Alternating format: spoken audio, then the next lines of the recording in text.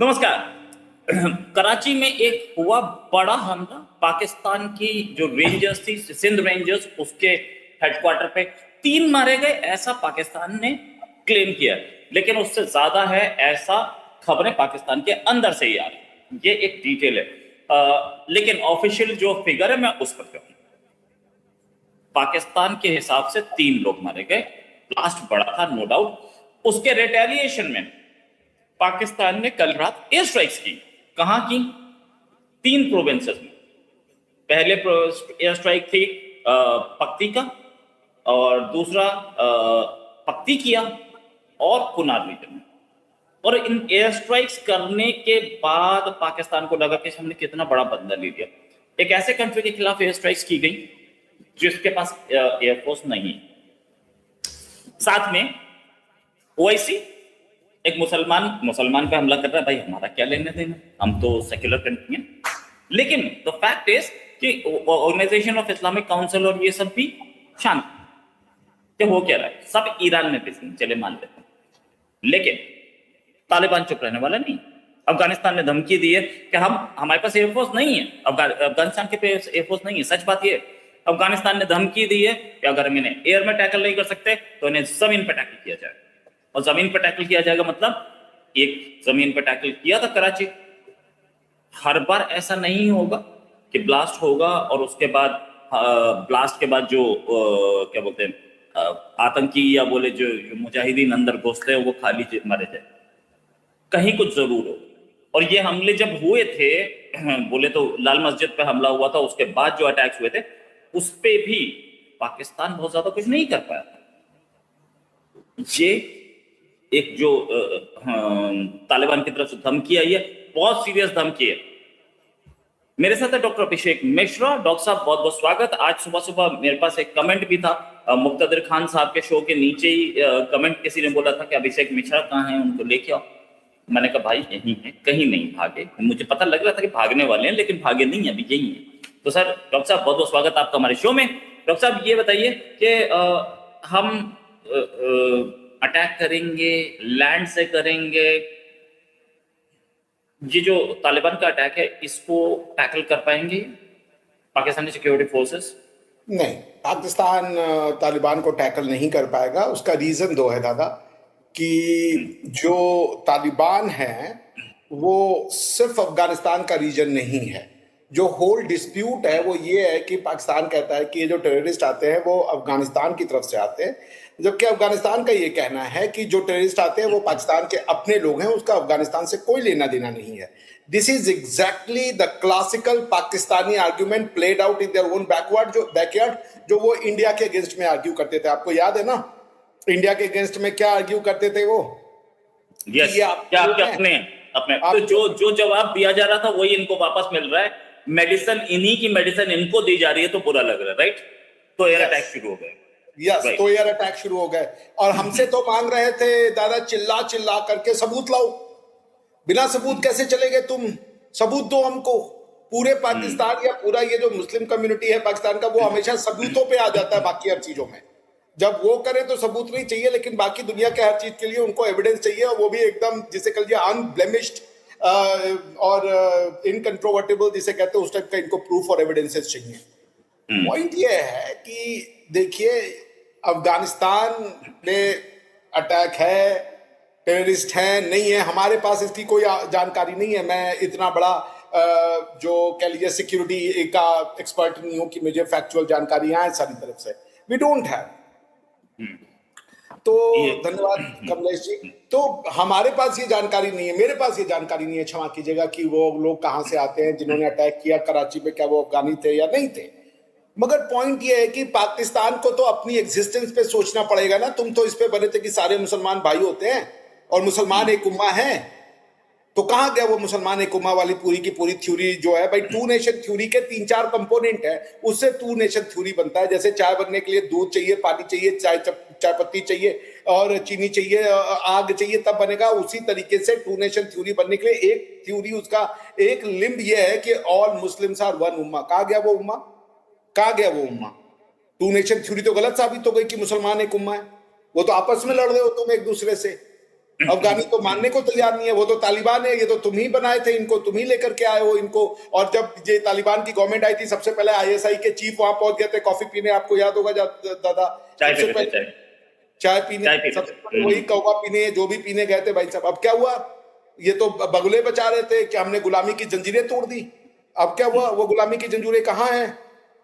Point ये है कि Pakistan is a mistake of miss interpretation of Islamic ideology by the Indians, जो कि झूठ बोलते हैं इस्लाम की सही पिक्चर को प्रेजेंट करने से। वो जो है वो बताना नहीं चाहते, उसको ये बता करके ये गलत इंटरप्रिटेशन है, वो इंटरप्रिटेशन गलत है, ये सब करके वो दुनिया की आंखों में धूल झोंकते हैं। और उसके बाद जब उनके ऊपर पड़ती है, जब आपकी थ्योरी गलत होगी, रिजल्ट तो गलत आएगा ना।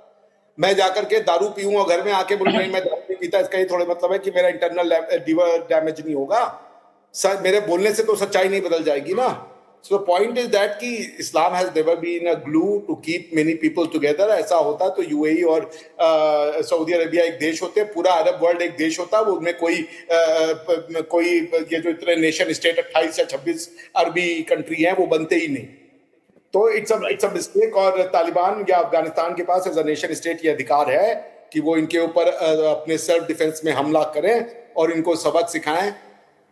शिव कृपा सिंह बोल रहे हैं, अभिषेक सर मैं आपका बहुत बड़ा फैन। धन्यवाद। देखो बनारसी हैं, बनारस जो है उसकी खूबी है, जो भी बनारस में 1 साल रह लिया ना वो बनारस का होता है।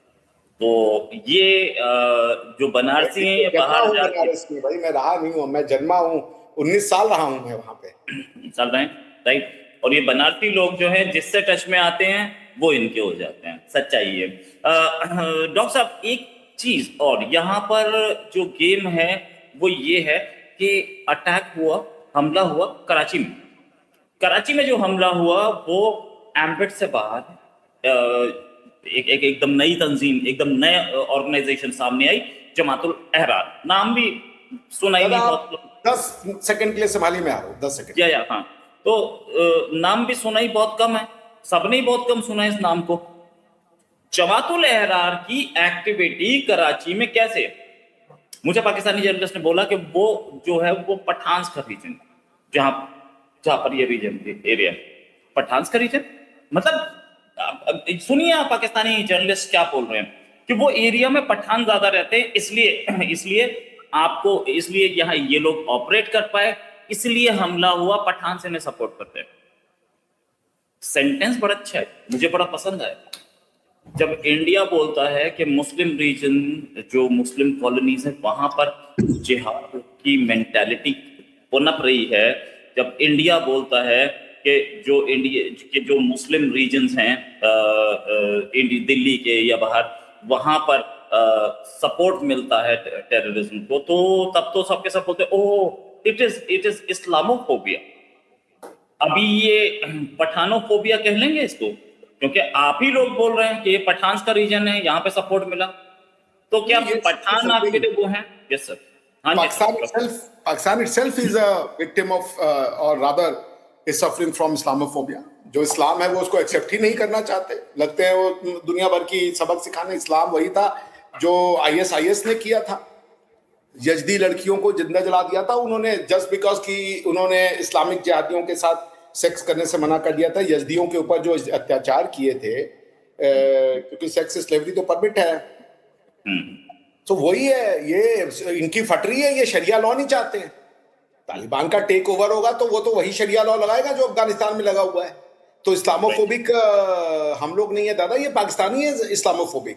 शरिया के नाम से इनकी माँ जो है वो मर जाती है। भाई क्यों तुम शरिया के नाम से इतना परेशान हो रहे हो? पाकिस्तान मुस्लिम देश कहने का तुम्हें शौक भी है कि भाई इस्लामिक देश है, इस्लामिक देश है, तो इस्लामिक देश कैसे हो जाएगा बिना शरिया लॉ के? वो कौन सा इस्लामिक देश है जो साला शरिया लॉ पे नहीं चल रहा है?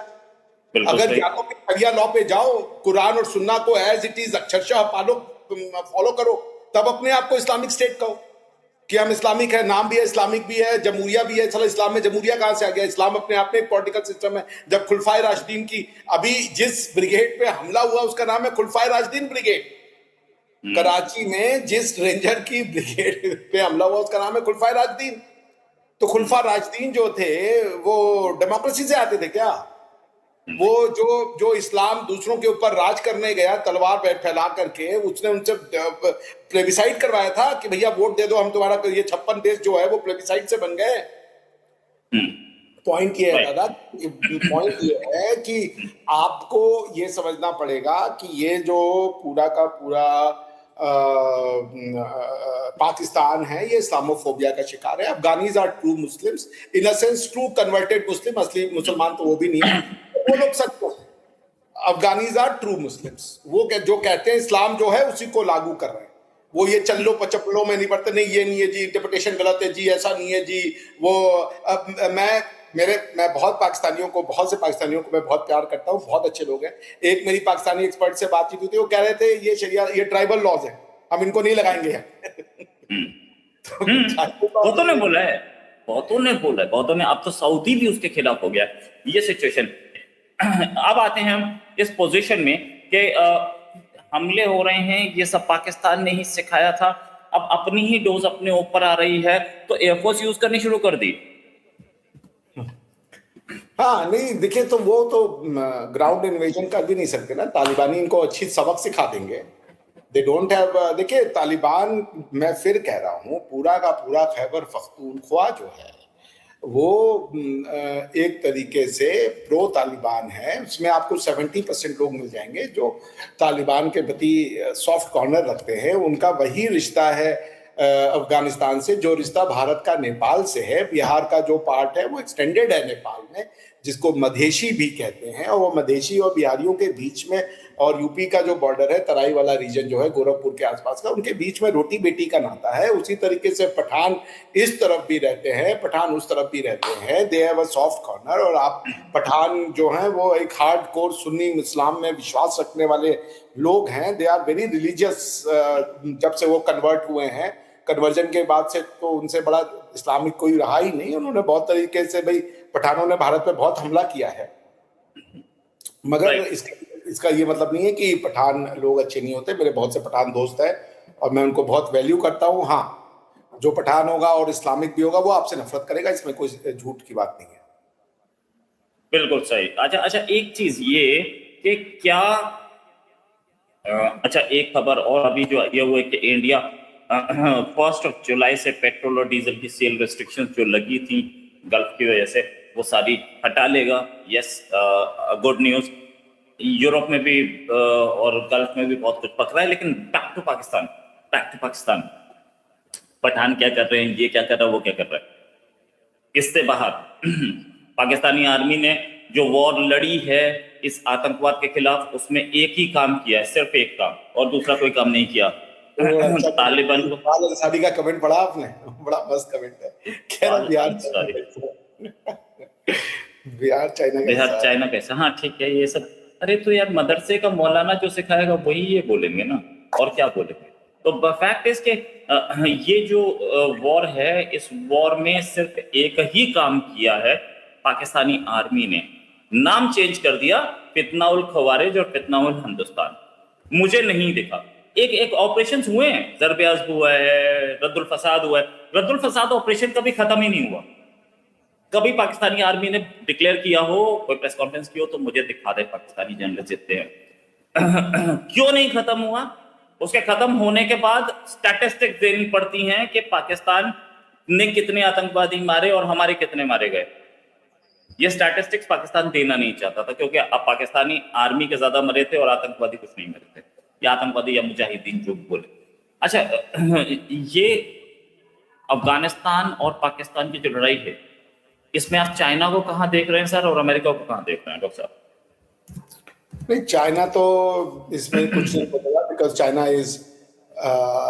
चाइना पाकिस्तान का कोई बहुत अच्छा मित्र नहीं है। वो पाकिस्तान को यूज करेगा एक पाले हुए डॉग की तरह, बिकॉज पाकिस्तान इज गुड कि इंडिया को बिजी रखा जाए। लेकिन आप कहिए कि उनको कोई प्रेम है पाकिस्तान से बहुत विशेष, ऐसा कहीं भी वो शामिल दिखाई नहीं देता।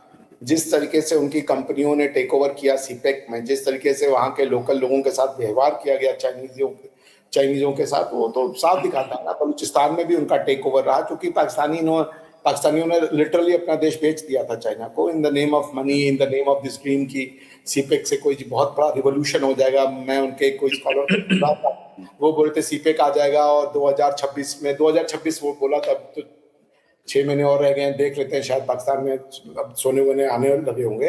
वो बोले थे दूध दही की नदियां होंगी और सब देश के डिसीजन यहाँ से हो रहे होंगे, पाकिस्तान ऐसा हो जाएगा वैसा हो जाएगा, वैसा कुछ हुआ नहीं।